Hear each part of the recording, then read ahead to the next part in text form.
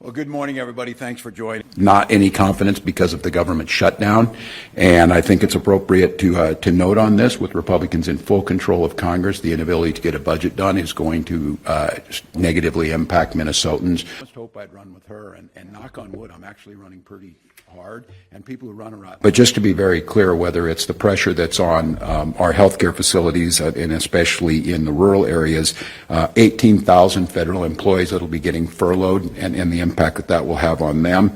State services and vital programs, those things from veterans to food service programs to housing will start to be impacted. So we're in a precarious situation. Our allies across the world, especially in Europe, are deeply concerned about how we're dealing with this.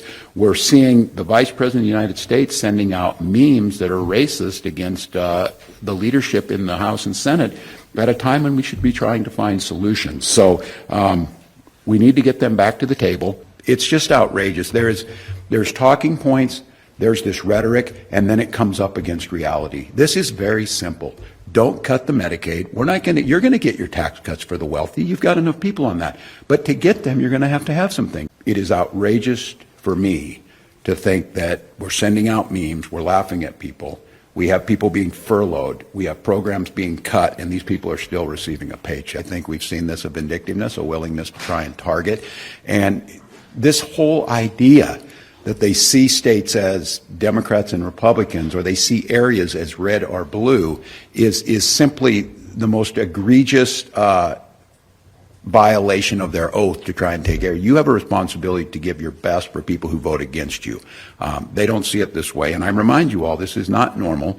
This, the desire to find both sides do it type of thing is, it's pretty hard. I don't think you've ever found another president who said, they're my enemy, I don't want to help, I don't want to do things. And so, yeah, I worry about that. I'm not going after them, I'm speaking the truth. I'm certainly not going to bend the knee to what they're doing. I'm certainly not going to say, oh, this is fine, the way they talk like that.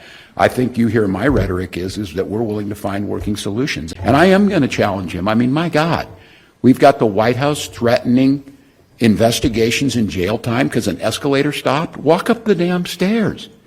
This stuff happens. This is life. Do not normalize this. So I'm going to continue to approach them. I'll continue to work with them. We'll continue to deliver. And I said, if there are lawful laws that are in place, we will follow that. If we need to challenge in court, we'll challenge in court. But this idea that you've got to go and kiss the ring, or you've got to go and give some type of award to get basic services that he swore an oath to defend, that is outrageous. So no, I will not change how we approach that.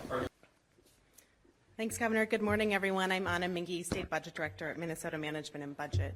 This has really significant ramifications for programs delivered both directly by the federal government and for those state services that rely on federal funds. Our current analysis is that a lapse in federal funds will have minimal impact on federally funded state activities in the short term. Most state programs have funding remaining from previous funding authorizations, but what we know is that the longer a shutdown lasts, the greater the impact to state programs and services.